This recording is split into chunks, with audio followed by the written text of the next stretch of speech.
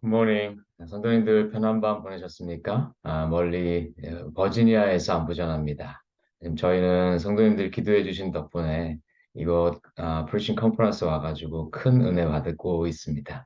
영적으로도 귀한 충전의 시간을 보내고 있습니다. 다시 한번 감사드립니다. 오늘 저희가 묵상할 말씀은요, 잠언 10장 1절에서 16절 말씀입니다. 제가 봉독하겠습니다. 솔로몬의 잠언이라 지혜로운 아들은 아비를 기쁘게 하거니와 미련한 아들은 어미의 근심이니라. 불의의 재물은 무익하여도 공의는 죽음에서 건지느니라. 여호와께서 의인의 영혼은 줄이지 않게 하시나 악인의 소욕은 물리치시느니라. 손을 게으르게 놀리는 자는 가난하게 되고 손이 부지런한 자는 부하게 되느니라.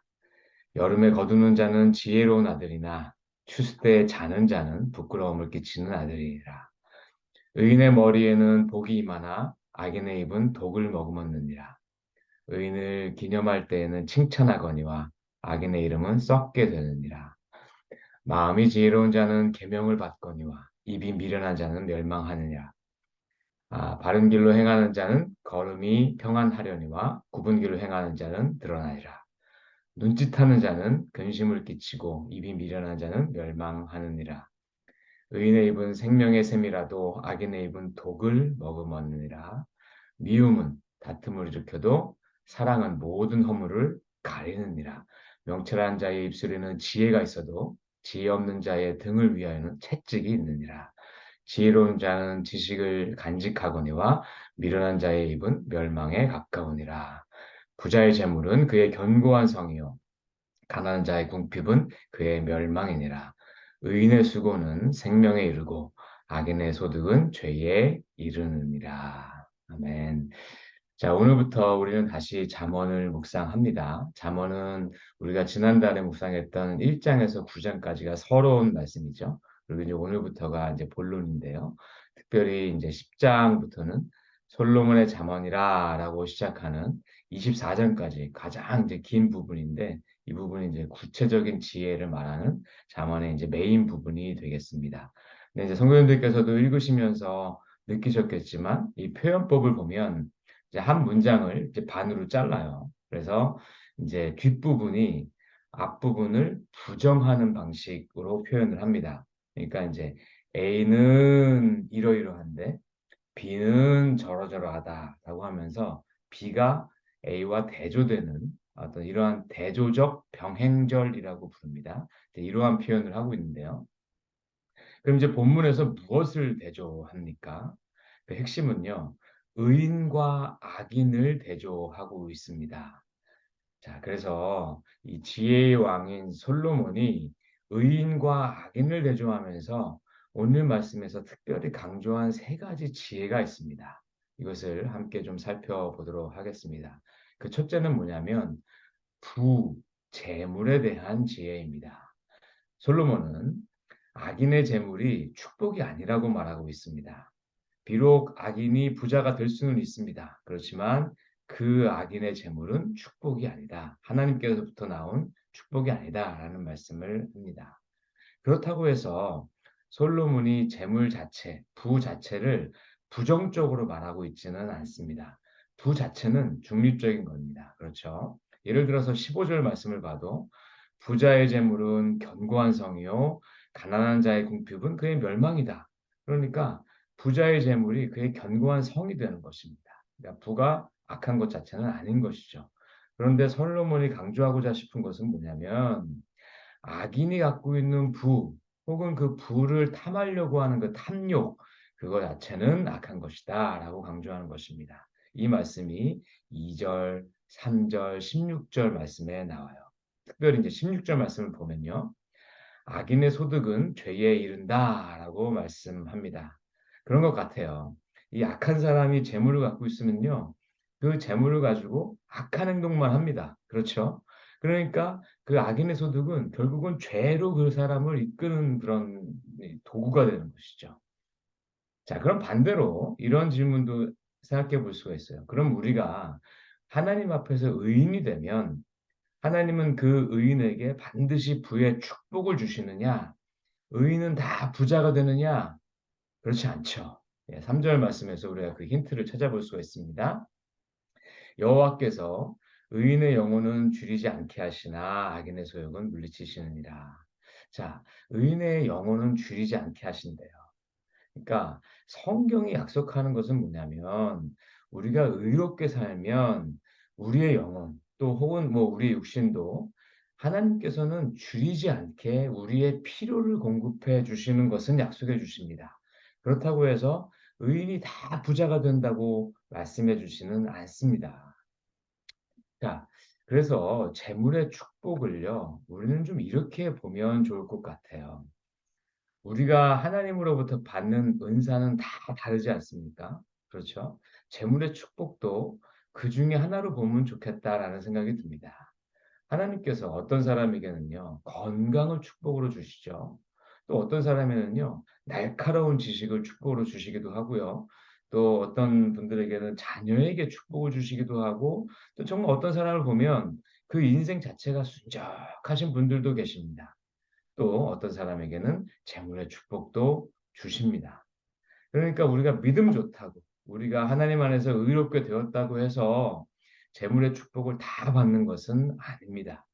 따라서 우리가 재물의 축복을 못 받았다고 해서 그것 때문에 실망할 게 아니라 우리에게 주신 다른 은사를 통해서 감사하고 그것을 통해서 하나님께 영광을 돌리면 되는 것입니다. 근데 만약에 하나님께서 우리에게 재물의 축복도 주시면 그것 잘 사용해서 하나님께 영광을 돌리면 되는 것이 되겠죠. 그런데 세상은 이 재물의 가치를 굉장히 중요하게 여깁니다. 그래서 우리가 세상 가운데 살다 보니까 믿는 우리들도 이 재물에 대해서 영향을 받기 쉽습니다. 그런데 그것은 세상의 가치가 아닙니다. 성경은 재물만 특별한 가치가 있다고 보지는 않습니다. 그렇죠. 오히려 재물은 우리가 탐심에 빠지기 쉬운 경계해야 될 대상으로 말씀해 주시는 것이 훨씬 더 맞습니다. 따라서 우리는요, 우리의 필요를 구하고 하나님께서 허락해 주신 재물에 감사하고 또 하나님께서 필요 이상으로 주신 부분이 있다면 그것을 하나님 뜻에 맞게 하나님 나라와 우리 이웃을 위해서 사용하는 것이 성경적인 재물관이 되겠습니다. 자, 두 번째 지혜의 말씀입니다. 부지런할 것과 성실함을 강조합니다. 4절, 5절, 16절 말씀에서 이 말씀을 강조하고 있습니다. 자, 그러니까 1절 말씀에서요. 부모를 기쁘게 하는 지혜로운 자는요. 다름이 아니라 누구냐면 5절 말씀에 보면 여름에 거두는 자가 그런 지혜로운 자입니다. 자, 이스라엘은요. 여름에 밀과 보리를 수확했습니다. 그러니까 여름에 거두는 자는요, 부지런한 자예요. 이, 이 추운 겨울 또 이 1월, 2월 이때부터 부지런하게 일한 자가 여름에 거둘 수 있는 자예요. 자, 이런 자가 지혜로운 자요, 부모를 기쁘게 하는 자입니다. 우리의 육신의 부모를 기쁘게 할 뿐만 아니라 우리의 영적인 부모 하나님도 기쁘게 하는 자가 부지런한 자인 것입니다. 반면에 잠언은 게으른 자에 대해서는 엄하게 경고하고 있습니다. 그렇죠? 4절 말씀 보니까 손을 게으르게 놀리는 자는 가난하게 됩니다. 자, 그런데 15절 말씀을 보면 이 가난한 자의 궁핍은 그의 멸망이 됩니다. 그러니까 손을 게으르게 놀리는 자는요, 결국 멸망한다는 겁니다. 자, 그런데 이 게으름은요, 우리 인간적으로 우리 삶만 이 멸망시키는 것이 아니라 영적으로도 문제를 가지고 옵니다. 미국의 이 정신과 의사 스캇 팩이라는 박사님이 이 연구한 결과가 있는데요. 보통 게으른 사람들이요, 부지런한 사람들보다 자기 자신을 돌아보는 생각을 훨씬 덜 한다는 겁니다. 그러니까 자기 성찰을 덜 하는 거예요. 자, 여러분, 이 자기 성찰을 해야 우리가 이 인격적으로 무엇이 부족한지, 또 우리의 영적으로, 영적인 삶에도 무엇이 부족한지를 우리가 좀 생각해 볼 수가 있고, 그것으로 말미암아서 우리의 영적 성숙을 이룰 수가 있어요. 그래서 게으르면요, 영적으로도 미숙한 상태를 벗어나지 못한다는 겁니다. 자, 이 게으름은요, 이 인격적, 영적 성숙에도 큰 방해물이 됩니다. 자, 마지막으로 솔로몬이 우리에게 주시는 이 강조의 이 지혜의 말씀은요, 우리가 하는 말에 있습니다. 우리 말에 대해서 많이 강조하고 있습니다. 자, 솔로몬은 의인의 입과 악인의 입에는 이 나오는 말이 근본적으로 차이가 난다고 말하고 있습니다. 6절 말씀과 11절 말씀을 보니까요. 악인의 입은 독을 머금고 있기 때문에 그 입에서 나오는 말 자체가 악독한 말이 나올 수밖에 없다는 거예요. 폭력적인 말, 또 남을 비방하는 말, 또 상처 주는 말, 그렇죠? 또 미움과 다툼을 일으키는 말, 부정적인 말, 이 말들이 왜 나오냐면 이 악인의 입에 독을 머금고 있기 때문에 당연히 그런 말이 나온다는 겁니다. 그런 말들은요, 이 주변 사람만 상처 주는 게 아니라 자기 자신의 인격과 감정도 파악을 시킵니다. 반면에 구원받은 성도의 이 말은 어떤 말이 되어야 되느냐? 우리의 말은 사람을 살리는 말이 되어야 합니다. 11절 말씀입니다. 의인의 입은 생명의 샘이라. 자, 어떤 말이 생명의 샘에서 나오는 말입니까? 우리가 감정적으로, 영적으로, 이 나락으로 떨어지고 있는 사람들에게 해주는 따뜻한 말 한마디가 이 그런 말입니다. 그렇죠? 고난 중에 있는 분에게 공감해주는 그러한 말 한마디가 그런 말입니다. 또 우리가 어떤 방향으로 나아가야 될지 모르는 그러한 분에게 해주는 사랑이 담긴 그러한 권면의 말씀이 그런 말인 거죠. 이런 말들은요, 죽어가는 사람을 살립니다. 그래서 생명의 말이 되는 것입니다. 자, 사람을 살리는 말에는요, 이 두 가지 특징이 있습니다. 하나는요, 그것이 사랑의 말이고요. 두 번째는 그것이 진정성이 느껴지는 말입니다. 그래서요, 어떤 말이 우리 생명을 살리는 말이냐? 그게 수려한 말 표현 때문에 그러는 게 아니라 그 가운데 사랑이 담겨 있는 말이 생명을 살리는 말이 됩니다. 그래서 이 12절 말씀처럼 사랑은 모든 허물을 가리웁니다. 그래서 사랑이 담긴 말에는요, 그 말은 우리의 죄와 허물을 가리우는 능력이 있습니다. 그런데 또 어떤 말은요. 이 그 표현 자체는 사랑의 표현인데 거기에 진정성이 느껴지지 않을 때가 있습니다. 왜 그런 줄 아십니까? 그게 겉만 그렇고 실제 그 말에는 사랑이 없기 때문입니다. 그래서 언제 우리가 정말로 새 힘을 얻고 생명이 살려지느냐? 사랑의 말이 진정성 있게 다가올 때 그렇습니다. 그렇게 되면 우리는 이 힘을 얻게 되어 있습니다. 성도 여러분, 우리가 한번 어떤 말을 우리가 하는지 한번 돌아봤으면 좋겠습니다. 나의 말은요, 사람을 죽이는 말입니까? 아니면 사람을 살리는 말입니까? 내가 어느 공동체에 가면요, 그 공동체에 정말 사람들이 막 살아나고 관계가 막 화평의 관계가 됩니까? 아니면 반대로 그 공동체에 나만 가면 미움과 다툼이 생깁니까? 한번 좀 돌아봤으면 좋겠어요. 자, 지금까지 솔로몬이 말한 세 가지 지혜를 우리가 함께 살펴봤습니다. 다시 한번 정리해 보면요.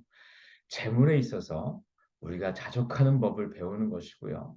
또 우리가 항상 부지런하게 사는 것이고요. 또 우리 입에서 나오는 말이 선하고 생명을 살리는 말을 하라는 것입니다. 어떻습니까? 성도 여러분. 아주 새로운 말씀입니까? 그렇지 않습니다. 그렇죠? 사실 이것들은요. 세상에서 말하는 도덕률하고 별반 다르지 않는 말씀입니다. 그리고 웬만한 종교에도 이 정도의 가르침은 다 있습니다. 그렇죠. 자, 그렇다면 우리가 이 믿는 우리 신자가 잠언 말씀을 통해서 한 발짝 더 묵상해야 될 포인트는 어디에 있겠습니까? 자, 그것은요, 저는 이렇게 생각이 되더라고요. 우리가 지혜가 뭔지 알지만 그 지혜가 뭔지 안다고 해서 그것을 지켜내는 존재가 아니라는 것을 우리가 인정하는 데 있다는 것입니다. 다시 말해서요. 우리가 성경적 재물관이 뭔지 모르지 않습니다. 다 압니다. 그런데 그렇다고 해서 하나님, 저는 그저 내 삶의 필요만 채워주면 됩니다. 그것으로 족합니다. 하나님, 재물의 축복은요, 전 필요 없습니다. 다른 분들에게 많이 주십시오. 이렇게 기도합니까? 그렇지 않습니다. 그렇죠? 하나님, 기왕이면 제게도 재물의 축복을 좀 주시면 좋겠습니다. 라고 우리 기도합니다. 그것이 솔직한 우리 마음입니다. 그렇죠? 또 우리가 부지런한 자가 지혜로운 자요 부모를 기쁘게 하는 자인지 우리가 모릅니까? 우리가 몰라서 우리가 게으르고 그렇게 삽니까? 그러지 않습니다. 알아도 게으름 피웁니다. 또 내가 구원받은 성도이니까 내 입에서는 항상 덕이 되는 말씀, 또 사람을 살리는 말만이 나옵니까? 여전히요. 우리도 남 판단할 때도 있고요. 남 평가하는 그런 말도 내 입에서 나올 때가 있습니다. 그러니까 우리는 지혜를 몰라서 지혜를 안 지키는 게 아니라는 거죠. 지혜를 알지만 지혜를 다 지켜낼 수 없다는 것입니다. 오히려 우리가 언제 지혜를 지킬 수 있습니까? 오직 성령님께서 우리 마음을 충만하게 지배하실 때 우리가 이 지혜를 지킬 수 있다는 것입니다. 우리가 정말 언제 재물 걱정으로부터 진정으로 자유해집니까? 내 안에 성령님이 충만할 때입니다. 저도요, 이 하나님께서 이 목회자로 부르시기 전에 꽤 긴 시간을 정말 수입이 없는 그런 삶을 살아봤습니다. 이게 정말 그때는요, 눈만 뜨면 이 돈 걱정이 되더라고요. 정말 이 길거리 갈 때도요. 야, 이거 정말 어디서 하늘에서 이 돈다발 떨어지는 거 없나 막 이런 생각이 들기도 했습니다. 그런데 내가 언제 그러한 재물 걱정으로부터 정말 자유해졌냐면요. 새벽에 가서 기도하는데 하나님께서 정말 충만하게 제게 은혜를 주시면 그게 걱정이 이게 사라집니다. 이게 아침 안개 거치듯이 제 마음 가운데 재물 걱정 사라지는 건 많이 경험했습니다. 그러면 제 안에 그때 정말 푹 하고 이게 큰 한숨이 쉬어지는 것을 많이 경험했어요. 여러분, 우리가 성령 충만하게 받았는데 그때 '아 난 정말 게으르고 나태해지고 싶어.' 이런 분 계십니까? 아닙니다. 평소에 해야지 미루던 일 막 하고 싶어집니다. 그렇죠? 성경도 더 보고 싶어지고요. 기도도 더 하고 싶어집니다. 성도 여러분, 언제 우리가 나 막 괴롭히는 사람에 대해서 부드러운 마음이 생깁니까? 성령님이 내 마음 터치해 주실 때입니다. 하나님이 우리에게 긍휼의 마음을 주셔야 그렇게 할 수 있습니다. "아유 그래. 저 정말 이 인간 정말 밉지만 어떻게 나라도 좀 품어 줘야지." 이런 마음이 듭니다. 이게 제 마음으로부터 나온 마음이 아닙니다. 하나님이 부어 주신 마음입니다. 그렇죠. 자 그러면 이게 뭡니까? 잠언의 지혜의 말씀은요. 우리가 그것을 안다고 지킬 수 있는 마음도 아니고요. 우리가 그것을 의지로 지킬 수 있는 지혜들도 아닙니다. 결국은 성령님이 내 생각을 통치하실 때만이 지킬 수 있는 지혜입니다. 즉 예수님이 우리 삶의 진정한 주인이 되어 주실 때 우리가 지혜자가 될 수 있고 그 지혜자가 하나님의 기쁨의 아들이 되는 것입니다. 세상의 도덕률은요. 이런 걸 안 가르칩니다. 그렇기 때문에 잠언은 도덕률이 아니라 복음인 것입니다. 그렇죠? 잠언이 말하는 지혜는요. 그냥 도덕률이 아닌 것이에요. 잠언은 지혜를 말하는 책이 아니라 지혜의 근원이신 하나님을 말하는 책이 되는 것입니다. 자, 그래서 우리가 잠언을 읽을 때 여기 기록되어 있는 이 지혜를 잘 지켜서 '내가 복을 받겠다.'라고 그렇게 접근하기보다는 지혜의 근원이신 예수님이 내 내면을 환히 비춰 주셔서 자연스럽게 이 지혜들이 지켜지는 그러한 접근을 하셔야 하는 것입니다. 그러다가도 또 우리 안에 이 빛 대신 예수님이 좀 약해지면요. 우리 또 못 지켜요. 그러면 또 회개하고 또 기도하고 말씀 읽어서 우리 안에 빛 대신 예수님이 환하게 커져야 됩니다. 그러면 또 지켜나갈 수 있어요. 그러면 또 우리가 지혜자로 한 발짝 더 나아가게 되는 것입니다. 자, 우리 모두 예수님으로 말미암아서 이 잠언의 지혜가 사라지는 그러한 진정한 축복의 통로되는 저와 여러분 되시기를 주님의 이름으로 축원합니다. 우리 함께 기도하시겠습니다. 사랑의 아버지 하나님, 저희는 하나님의 지혜를 알아도 그 지혜를 지킬 수 없는 자들입니다. 하지만 지혜의 근원 되신 이 주님께서 우리 안에 계시면 주님으로 말미암아 나의 모든 죄와 허물이 가리워지고 또 지혜를 살아낼 수 있는 존재들입니다. 하나님, 이 시간 나의 마음을 활짝 엽니다. 성령님, 내 안에 들어오셔서 내 생각과 내 심령을 통치하여 주시옵소서. 그래서 우리가 지혜자로 살아갈 수 있도록 축복하여 주시옵소서. 감사드리며 우리 주 예수 그리스도 이름 받들어 기도하옵나이다. 아멘. 감사합니다. 우리 함께 오늘 주신 말씀 생각하면서 정말 우리 마음을 주님 안에서 새롭게 해달라고, 또한 그러므로 말미암아서 우리가 잠언의 지혜의 말씀들이 우리 삶 가운데 살아내어지는 그런 삶 되게 해달라고 함께 기도하시면 좋겠습니다.